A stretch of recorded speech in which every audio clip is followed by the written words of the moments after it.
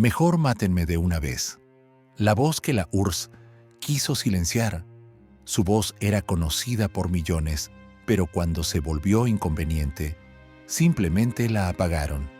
Maya Kristalinskaya desapareció de las pantallas no porque dejara de cantar, sino porque alguien de arriba puso un sello invisible, indeseable. ¿Por qué? ¿Qué tenía de tan aterrador para el sistema? Solo una persona, que estaba en lo más alto de la jerarquía televisiva, pronunció una frase corta y fría sobre ella, y a partir de ese momento, todas las puertas se cerraron. Escuchará esta frase cerca del final. Ella cantaba incluso cuando le prohibían levantar la voz, literalmente con quemaduras en el cuello por la radioterapia, con un pañuelo que ocultaba las huellas de la lucha, con un diagnóstico del que nadie sobrevivía. No pedía compasión. Salía al escenario y cantaba, pero la cortaban una y otra vez, la borraban, la silenciaban. ¿Por qué? Descubrirá por qué su último amor terminó en el suelo del pasillo y qué pasó después. ¿Por qué huyó del hombre que durante tanto tiempo consideró su salvación? ¿Y por qué su voz nunca más sonó en directo, aunque la gente seguía pidiéndolo con cartas, con voces, con el corazón? Quédese con nosotros hasta el final, porque lo principal no está en la superficie. Lo principal es lo que no tuvo tiempo de decir. Nació en una familia de lo más normal, sin apellidos rimbombantes, sin dinastías creativas detrás. Su camino podría haber sido predecible hasta la última coma. Escuela, universidad, trabajo, vacaciones una vez al año y un receptor de radio por las noches. Y todo iba según ese guión. Instituto de Aviación de Moscú, un futuro de ingeniera, trabajo en una oficina de diseño con gráficos y planos. Pero ya entonces era evidente que algo en ella no encajaba en las líneas rectas de las fórmulas. Durante la pausa del almuerzo, cantaba sobre la bandeja y por la noche no se apresuraba a casa como sus colegas, sino que se dirigía a la casa central de los trabajadores de las artes, donde sonaba la música, no el chasquido de un lápiz sobre una regla. Se sentía atraída por el lugar donde la voz era más importante que la profesión. Allí se unió a un conjunto con un nombre suave, casi poético. Primer paso. El nombre resultó ser profético. Los ensayos duraban hasta la noche. Algunos no daban las notas, otros olvidaban las palabras, pero para ella era aire. En este torbellino apareció por primera vez un hombre que vio en ella algo más que una chica con una sonrisa sincera. Yuri Saulsky, un joven compositor, escuchó su voz. No era fuerte, no era virtuosa, pero era viva, conmovedora, como si llevara dentro un sentimiento que no se puede aprender ni interpretar. Le propuso cantar una canción en español, solo para experimentar, y cuando empezó a cantar, el público contuvo la respiración. Ni el más mínimo acento, como si el idioma le fuera nativo. Saulsky pensó entonces por primera vez: tengo un verdadero hallazgo delante de mí, pero el momento más importante fue cuando Moscú se preparaba para acoger el Festival Mundial de la Juventud y los Estudiantes. El país necesitaba mostrar al mundo su apertura, su libertad musical, y entonces incluso el jazz, considerado casi subversivo, de repente se puso de moda. A Saulsky se le encargó formar una orquesta de jazz, un símbolo de modernidad, de flexibilidad cultural, y la primera a la que se dirigió fue ella, la chica tranquila de la oficina de diseño, cuya voz, como él mismo dijo, respiraba con el corazón. Los ensayos eran una alegría secreta, y luego llegó el día de la actuación. El público recibió su voz con una ovación. Ella cantó en italiano, y los oyentes no solo aplaudieron, no querían que la canción terminara. recibió la medalla de plata del festival. Y en ese momento parecía que el escenario se abría ante ella para siempre. Pero el entusiasmo duró poco. Unos días después del triunfo, apareció un artículo en la prensa que golpeó en lo más vulnerable.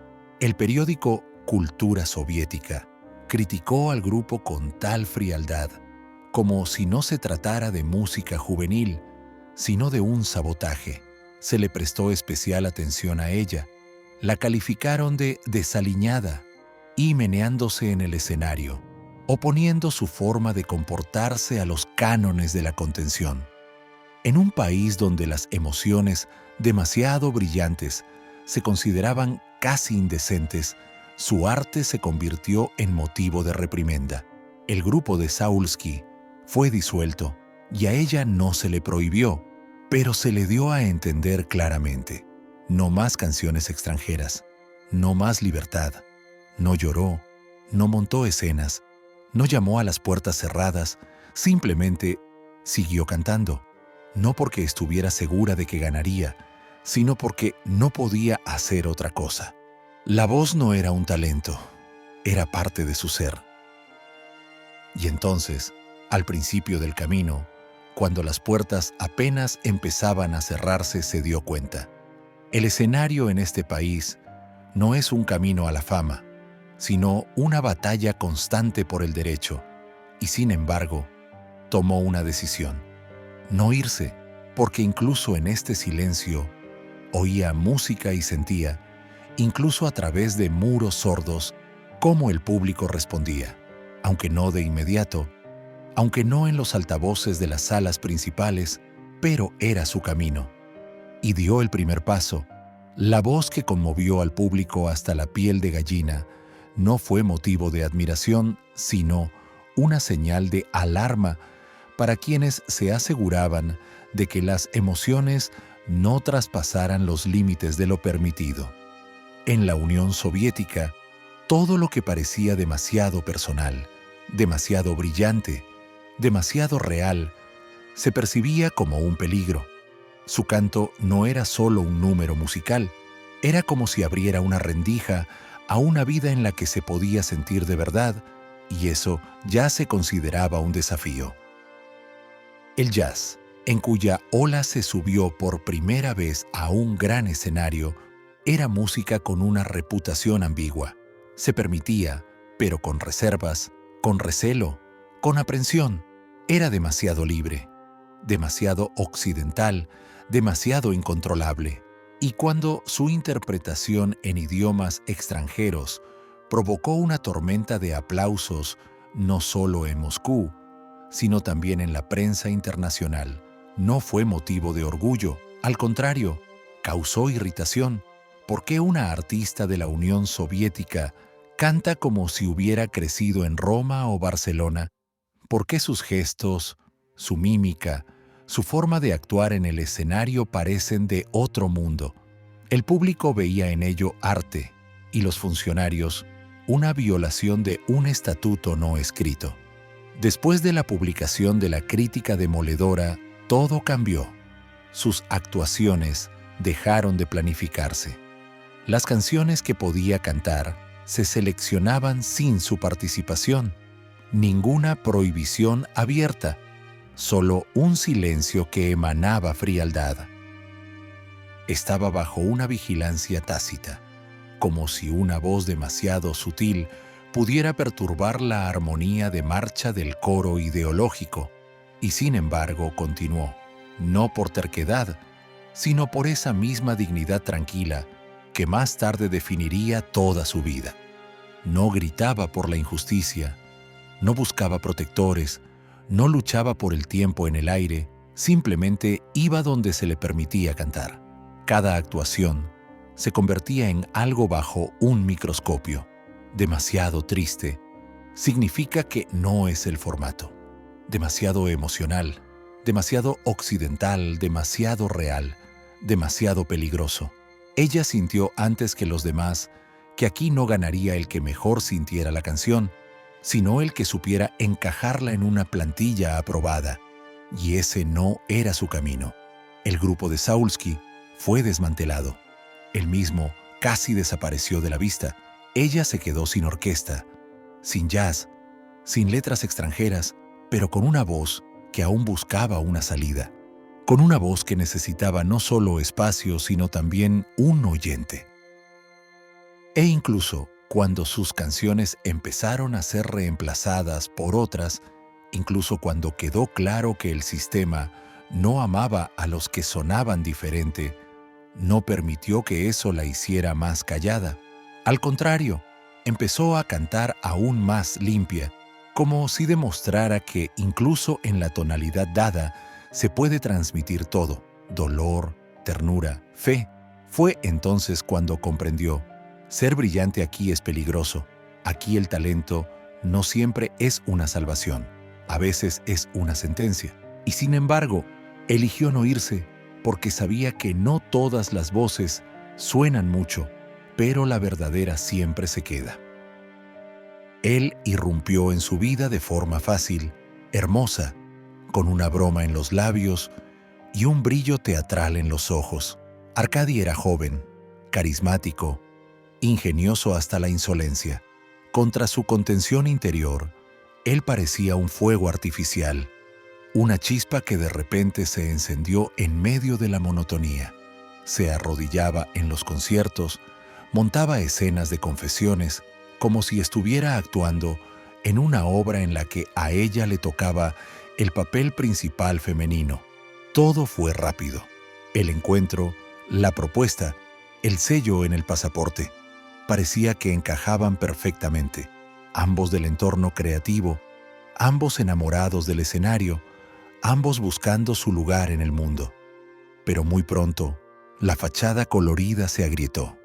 Lo que al principio parecía un juego se convirtió en algo cotidiano, donde detrás de las bromas se escondía la mordacidad y bajo la máscara de la alegría, la irritación.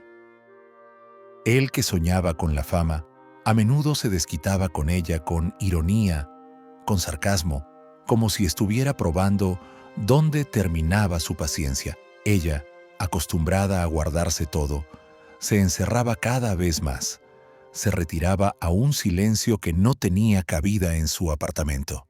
No había apoyo en sus juicios, ni ternura en sus galanteos. Todo se volvía cada vez más ostentoso, y ella cada vez se sentía menos amada. Nadie lo decía en voz alta, pero todos sentían que esta unión se desmoronaba. Ni siquiera los amigos se dieron cuenta de inmediato de que todo había terminado, porque la ruptura fue silenciosa, sin escándalos, sin palabras fuertes. Solo una vez le confesó a una amiga lo de una gitana que de joven le había predicho un amor grande, pero corto, con una sonrisa, con amargura, como si quisiera borrar lo que se había convertido en un error, pero no podía. Después de eso, hubo una pausa en su vida, no en la carrera, ni en las canciones, sino en los sentimientos. Decidió: no más prisas, no más destellos detrás de los cuales no hay nada real. Es mejor estar sola que volver a esperar algo que resultará ser un juego. Y aunque el silencio de las tardes parecía frío, en ese silencio había más verdad que en los abrazos vacíos.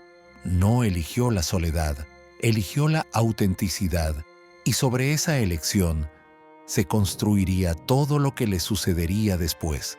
Él apareció sin hacer ruido, sin dramatismo. Simplemente estaba cerca en el momento en que ella ya no esperaba nada más que tranquilidad. Delgado, inteligente, con rasgos suaves y ojos en los que se leía la atención, no el anhelo de admiración. No se prodigaba en palabras, no montaba escenas, y tal vez fue precisamente eso lo que la conquistó. Con él se sentía cómoda, como si tuviera a su lado a una persona que entendía sin necesidad de explicaciones. Frente a las agotadoras giras, la falsa rutina y el escenario frío, él parecía un puerto tranquilo al que se podía volver sin miedo a ser ridiculizada o incomprendida. Volvió a creer, pero no se apresuró. guardaba el sentimiento para sí, como un frágil vaso, temiendo derramarlo. Cada vez se les veía más juntos, en teatros, en estrenos, en restaurantes. Parecían una pareja hermosa, como salida de una ilustración de un libro. La artista y el periodista, ambos reservados, profundos, como si estuvieran hechos el uno para el otro, y durante mucho tiempo le pareció que, por fin, lo había logrado. Pero detrás de la calma exterior, empezaron a aparecer tonos inquietantes. Podía ser atento, y al día siguiente, frío, distante. Guardaba silencio sin explicaciones, se irritaba por tonterías. Ella intentaba no notarlo, lo justificaba. Está cansado, está ocupado, solo ha tenido un mal día. Pero un día la máscara se cayó. Entró en su oficina de la redacción inesperadamente y vio lo que era imposible no entender. Botellas vacías, una mirada apagada, una cáscara que se desmoronaba. Lo que ella había tomado por cambios de humor resultó ser una adicción, no al trabajo, no al amor, sino a algo que destruye lentamente desde dentro. Al principio, intentó estar a su lado, hablaba, lo persuadía, creía que podía sacarlo de allí, pero con cada nueva recaída, con cada disculpa tardía, se hacía evidente. Esta era una lucha sin victoria. Las escenas de borrachera en los restaurantes, los ataques de ira, las lágrimas y las promesas vacías ya no eran amor sino su sombra. Comprendió, si no se iba ahora, se quedaría para siempre.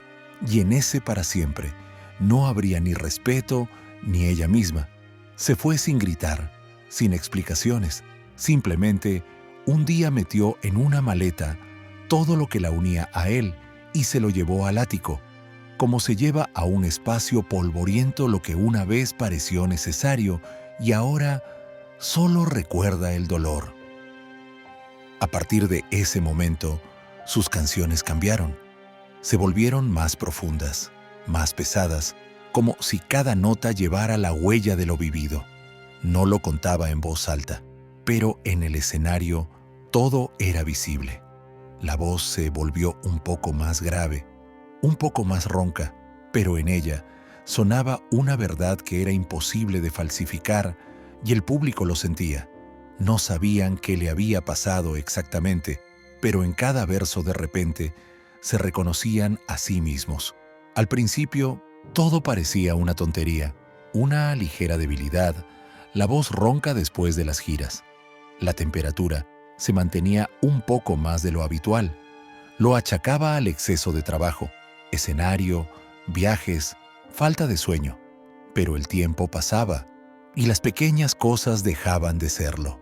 Los ganglios linfáticos del cuello empezaron a hincharse, como si el propio cuerpo intentara decir que algo no andaba bien. Se anudó un pañuelo, primero como un elemento de estilo, luego como una máscara. Los pañuelos se convirtieron en sus compañeros, suaves, de seda, diferentes, pero siempre con una tarea: cubrir las huellas de lo que empezaba a destruirla desde dentro. Cuando el médico la miró con especial atención y le dijo que necesitaba un examen urgente, ella todavía tenía esperanzas. Solo un resfriado, tal vez un virus, pero el informe que le dieron en la clínica sonó como una sentencia. Linfogranulomatosis, una enfermedad de la que pocos hablaban en voz alta, pero todos sabían que no venía por un día ni siquiera por un año. Tenía solo 29 años. Sostenía la hoja con el diagnóstico y no entendía cómo era posible. Ayer mismo, giras, escenario, aplausos y hoy, términos médicos, un horario de procedimientos y la prohibición de cantar.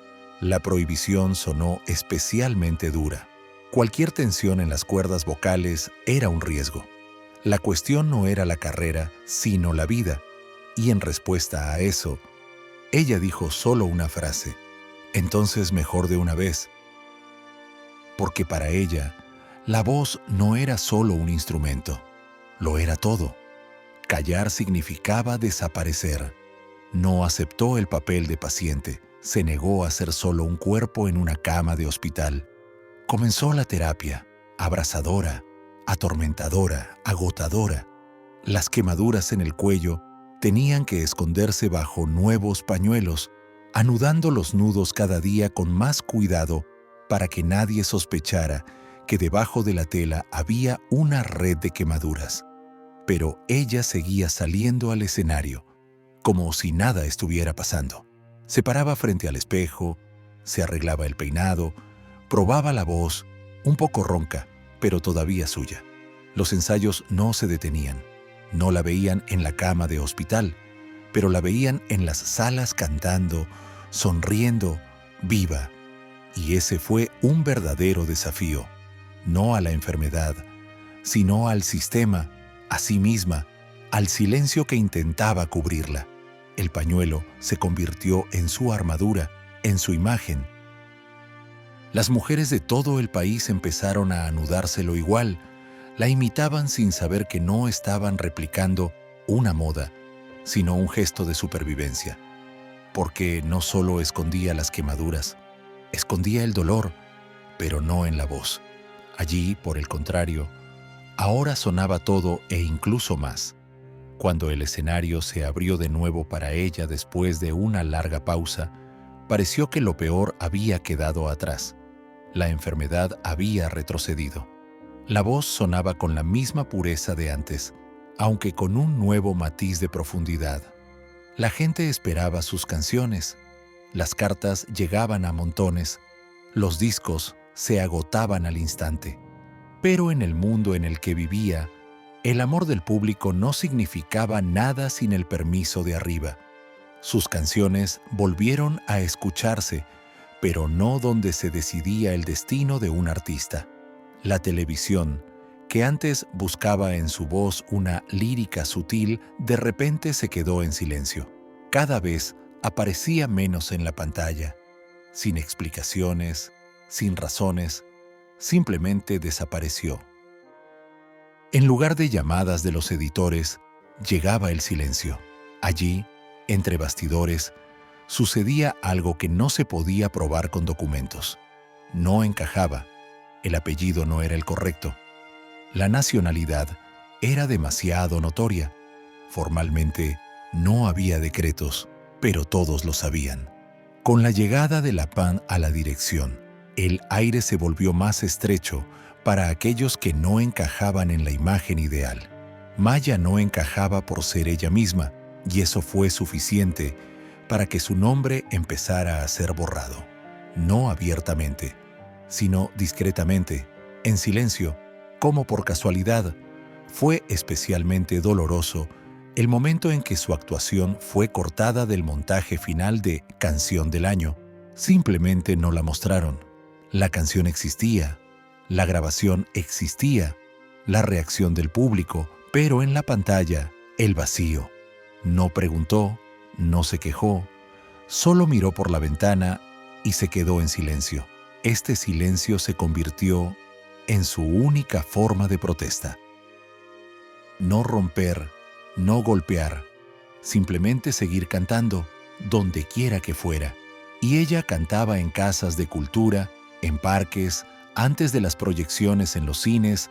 Allí no había orquestas, no había directores, no había apuntadores, solo su voz y los que venían a escucharla.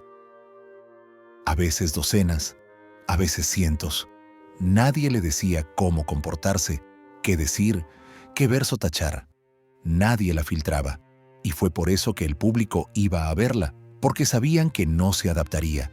No sería alegre si no había alegría. No cantaría con ánimo si el corazón estaba pesado. Sus canciones no entretenían. Abrían ventanas internas a aquellos que hacía tiempo que no se atrevían a mirarse a sí mismos. Los editores lo llamaban quejarse, pesimismo, entonación inapropiada.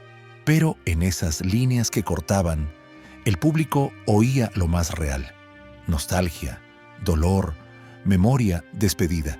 Y eso era más aterrador que cualquier protesta, porque incluso sin palabras fuertes, ella decía más de lo permitido. El escenario que le quedaba era modesto, pero en ese escenario sonaba más libre que nunca, no porque se le permitiera todo, sino porque ya no tenía nada que perder. Y en esa sombra a la que intentaron empujarla, se volvió aún más brillante, sin decoraciones, sin televisión, sin oropel. Simplemente una voz que venía de dentro, y la gente no se sentía atraída por una estrella, por un apellido, por una portada, sino por una persona que sabía hablar de lo principal en susurros.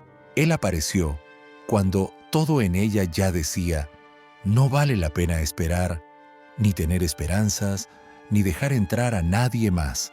Detrás quedaba el cansancio, el dolor, la decepción y el miedo que se escondía más profundo que todo, el de ser rechazada de nuevo. Era conocida, pero no estaba de moda. Era amada, pero olvidada por la televisión, con una enfermedad que había aprendido a ocultar, con un apellido que la molestaba, con una voz que ya no sonaba en las salas de la capital, sino en los clubes rurales. Parecía que nada nuevo podría suceder, pero fue en ese momento cuando conoció a Edward. Él era diferente, no del escenario, no del estudio, no del mundo donde todo se decide con aplausos. Un arquitecto, tranquilo, atento, maduro no por la edad, sino por el tono. La miraba no como una cantante, no como una mujer con un pasado, sino como alguien con quien simplemente quería vivir.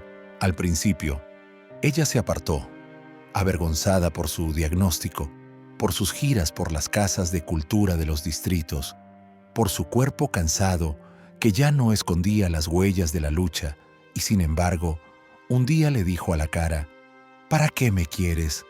Tengo cáncer, soy judía, canto en clubes. Él solo asintió, como si hubiera oído algo sin importancia. No huyó, volvió una y otra vez, sin imponerse, sin exigir.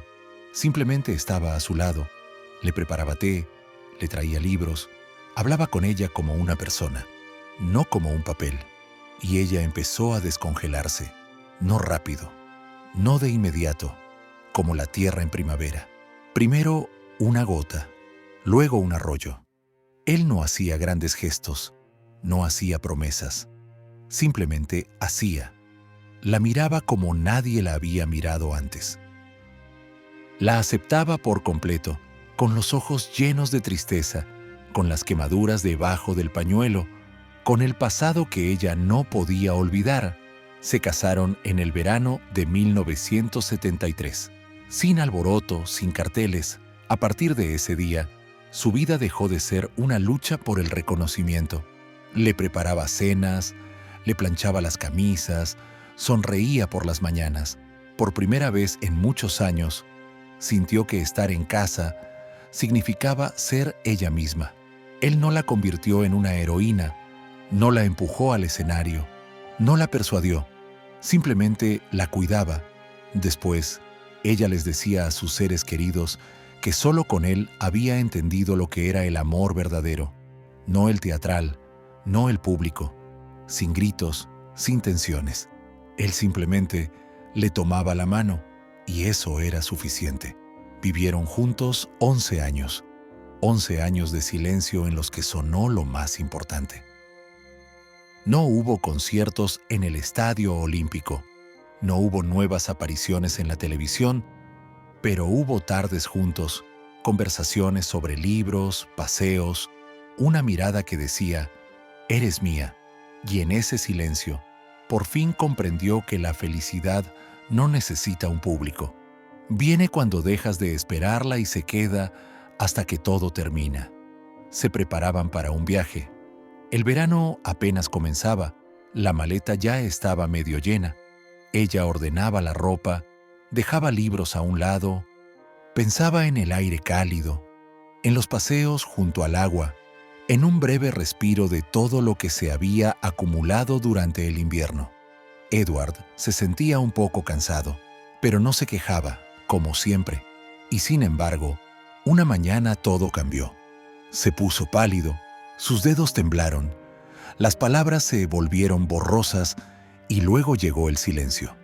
Un silencio que te encoge por dentro. Simplemente perdió el conocimiento justo en el pasillo, sin palabras, sin mirada, como si hubieran arrancado el sonido de la habitación. Ella llamó a la ambulancia con las manos temblorosas, sin poder pulsar los botones, sin sentir las piernas. Se lo llevaron sin explicar nada. Ella se sentó en un banco en el pasillo del hospital durante 5 días. No comía, no dormía, no llamaba a nadie. Simplemente esperaba, mirando a las paredes y rezando para sí misma, en voz baja, contenida, como si temiera que hablar en voz alta asustara al destino. Cada día el médico salía con las mismas palabras: estado grave, sin cambios. Ella escuchaba y seguía esperando. Pero al 6.º día, todo terminó. Él se fue sin abrir los ojos. El corazón no resistió. La enfermedad, de la que nunca había hablado en serio, finalmente lo alcanzó. Ella regresó a casa, a la misma casa donde había sido feliz. Pero ahora era solo un espacio. Las mismas paredes, las mismas tazas en la cocina, el mismo olor en la almohada, pero ya no había el sonido de sus pasos, ni la luz de la tarde en sus ojos, ni él. Y la casa se convirtió en un vacío. Caminaba en silencio, respiraba, pero no vivía. La canción en ella se interrumpió. Las amigas intentaban apoyarla, sacarla, devolverle algún tipo de ritmo, pero cada día se hundía más en sí misma. Empezó a perder peso lentamente. Sus movimientos se volvieron torpes. Primero la mano, luego la pierna. El cuerpo volvía a recordarle su existencia. La enfermedad regresó, pero esta vez no luchó, porque ya no había nadie por quien apretar los dientes, levantarse de la cama, ir al escenario, ponerse el pañuelo. No se quejaba.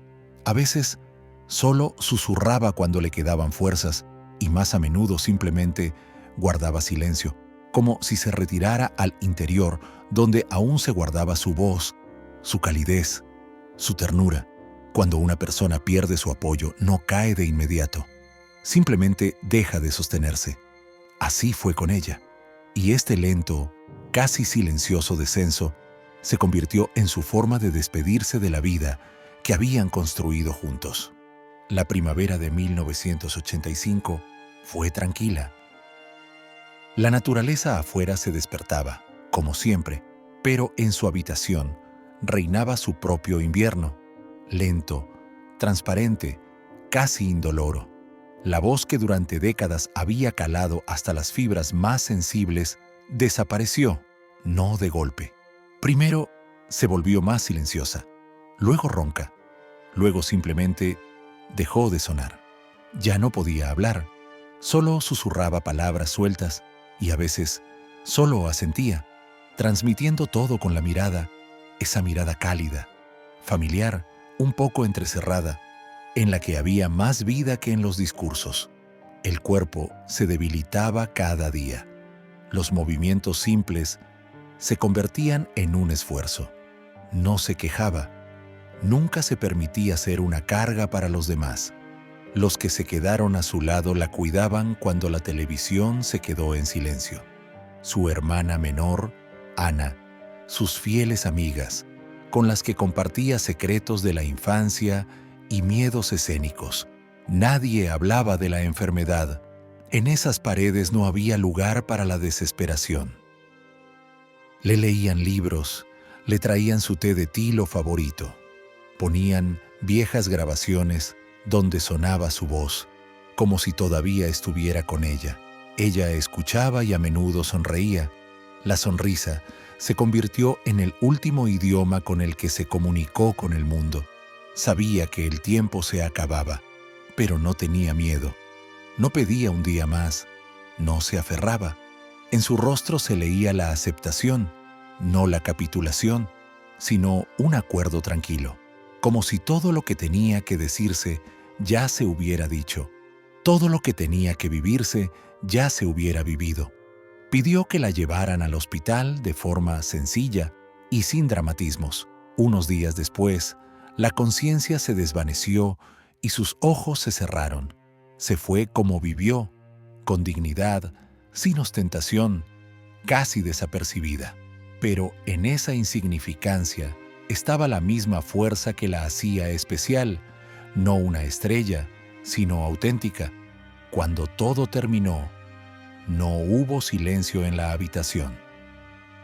Sonaba música, porque incluso el silencio que dejó detrás estaba lleno de una canción, su última canción, sin voz, pero con alma. Cuando su voz se cayó, parecía que ella también desaparecería con ella, sin conciertos, sin pantallas, sin ovaciones. Pero pasó el tiempo y quedó claro que Maya no había desaparecido. No estaba en los carteles. Su nombre rara vez aparecía en los programas de televisión, pero las canciones seguían vivas. Alguien ponía un disco para recordar la infancia. Alguien escuchaba su voz en la radio del autobús y se detenía. Alguien transmitía sus grabaciones de generación en generación, no como una rareza, sino como algo vivo, real, verdaderamente valioso. Nunca aspiró a ser un ícono, ni en la ropa, ni en el comportamiento. Su estilo era sencillo: pañuelos, terciopelo, una mirada tranquila. Pero en esta aparente modestia había más carácter que en los trajes más caros.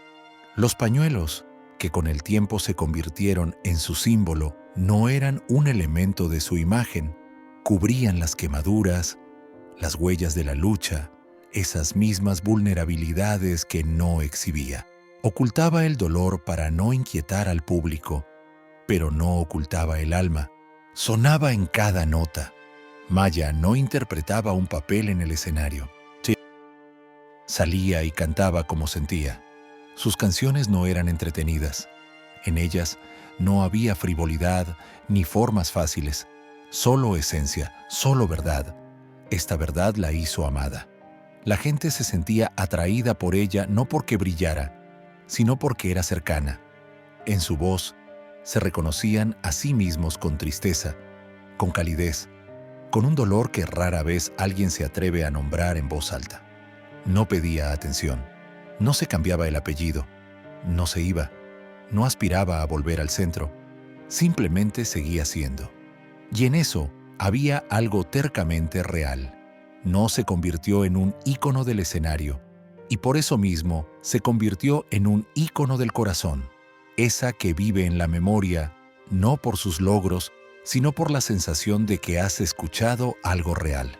Cuando suena su "y por último diré", la habitación se vuelve más silenciosa, porque no son solo palabras, no es solo una canción, es una presencia.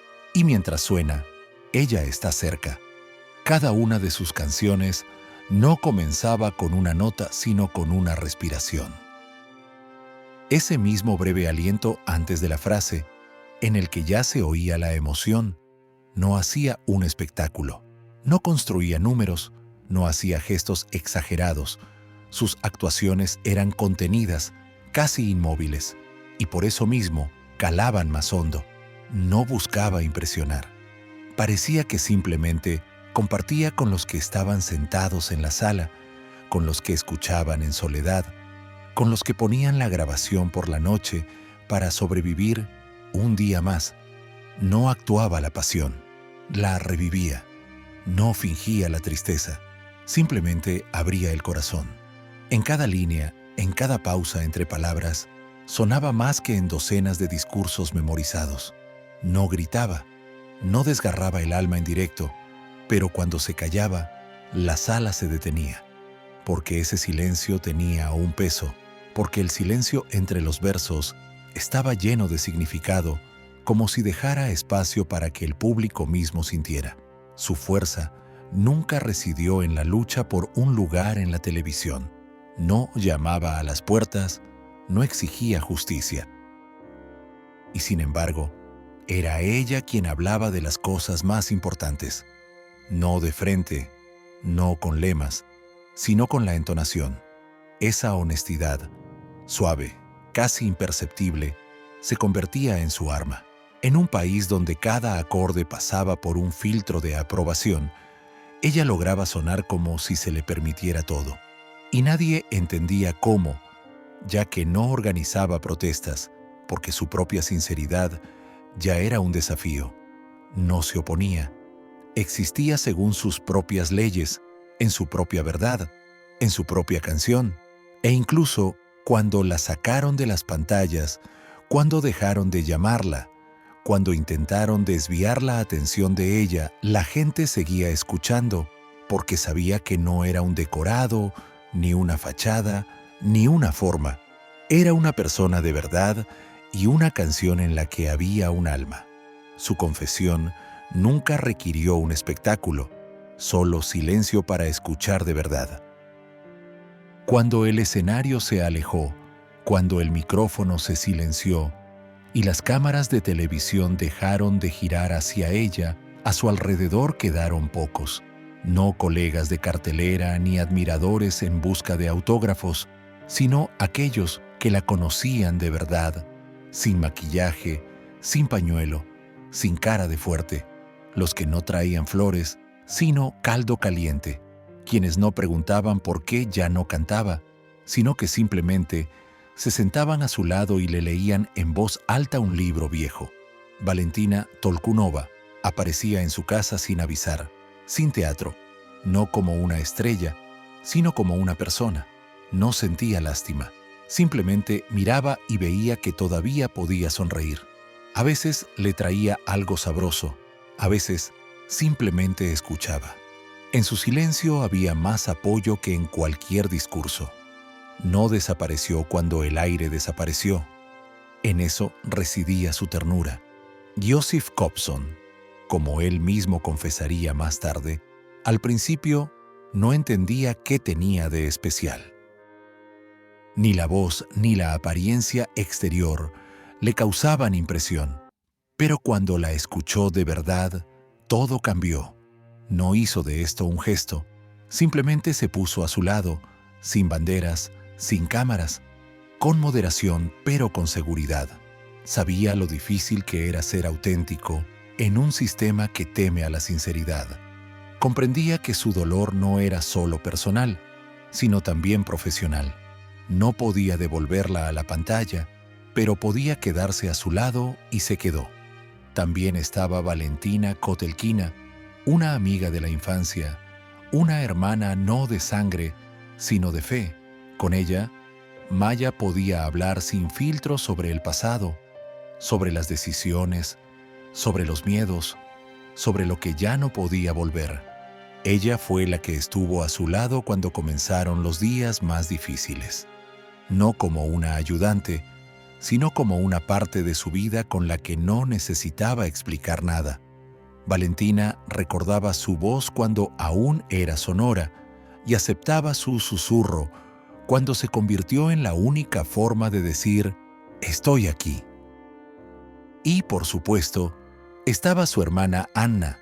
No preguntaba por qué Maya se callaba cada vez más.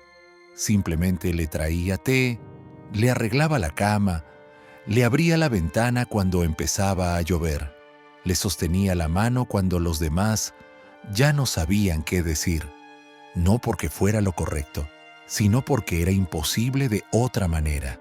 Estas personas no llegaron a su vida al final, estuvieron a su lado cuando los aplausos se desvanecieron, cuando los focos se apagaron, cuando el público se dispersó. No temían su debilidad, recordaban su fuerza y la mantenían en las conversaciones, en la risa, en su té de tilo favorito, no como cantante, sino como la auténtica Maya. Si su cuerpo no se hubiera empezado a desmoronar tan pronto, si no fuera por ese diagnóstico que lo interrumpió todo en el momento en que todo apenas comenzaba, su nombre, tal vez, habría sonado diferente, más fuerte, a mayor escala. En su voz había algo que no necesitaba adornos, ni fuentes, ni ballet, ni arreglos complejos. Solo música y verdad. Era un don raro, no solo cantar, sino vivir. La amaban por sus entonaciones, por su sinceridad, por la sensación en cada verso de que te hablaba personalmente, directamente, de verdad. Los compositores querían escribir para ella. Los directores de cine escuchaban su voz y se preguntaban, ¿y si le damos un papel? En su forma de interpretar había teatralidad, no intencional, sino interior. Podía decir una frase de tal manera que detrás de ella se viera toda una escena. Podría haber sido una actriz, de cámara, sutil, viva. Podría haber presentado programas, no espectáculos, sino conversaciones reales, donde no solo importan las preguntas, sino también el silencio entre ellas. Su timbre estaba hecho para la radio, para el cine, para la poesía, para la locución, donde la voz es un mundo, pero todo lo que podría haber sido se quedó solo en borradores, en sueños, en cuadernos en el escritorio. A principios de los años 80, todavía hacía planes. Quería grabar un álbum de romances, hacer un programa en solitario donde cada canción sonara como una confesión. Buscaba jóvenes músicos, escribía un guión para una velada de cámara con poesía. Esperaba encontrar una sala pequeña donde pudiera actuar sin tener en cuenta la televisión. Todavía creía que volvería, no a la pantalla, sino al público, sin falsedades, sin condiciones, solo la voz y ella. Pero la enfermedad regresó, de nuevo, inesperadamente, sin avisar, como siempre, y todo lo que había escrito se quedó en el cajón del escritorio, pero incluso así se quedó, porque sus canciones siguen sonando, porque los miles de cartas que guardaba en una caja demostraban que la recordaban, porque las mujeres de todo el país se anudaban pañuelos, sin saber que no estaban repitiendo una imagen, sino una fuerza. Y aunque no se convirtió en presentadora de programas, no actuó en el cine, no inauguró una velada teatral, de todos modos se convirtió en un símbolo. Pero no de una época, sino del corazón, y eso es para siempre. Se fue en silencio, como vivió, sin cámaras, sin titulares de periódicos, sin colas para despedirla. No la despidieron con fanfarrias, no la llevaron en hombros lacados de discursos de escenario. Todo sucedió casi desapercibido, como si simplemente se hubiera apagado la luz en una habitación donde había calor. Pero los que la conocieron no la olvidaron. Aquellos que escucharon su voz al menos una vez no pudieron borrarla de la memoria, porque no solo sonaba, sino que se quedaba. Después de ella, no quedaron biografías escritas por encargo, no se hicieron películas con frases significativas, solo quedaron grabaciones con ruidos, con chasquidos, con la atmósfera de aquellos años. Y en esas grabaciones, ella está viva, real, inquebrantable. Su voz no envejece, no está sujeta al tiempo, porque nunca estuvo de moda. Era veraz, y la verdad no necesita una época. Cuando pones su canción, especialmente esa misma donde suena, y por último diré, es como si una puerta se abriera, y por un instante ella regresa, no por el escenario, no por los aplausos, sino para ser escuchada de nuevo. La voz ya no está, el cuerpo tampoco, pero el alma se quedó en cada entonación, en cada suspiro entre líneas, en cada silencio después de las últimas palabras. No se fue, solo salió por un momento, y cada vez regresa cuando alguien pone su canción, no para crear un ambiente, sino para recordar, no como música de fondo, sino para el corazón, porque hay voces que no desaparecen, simplemente esperan el momento para sonar de nuevo, y mientras su nombre suene, ella estará cerca, aunque sea en un susurro,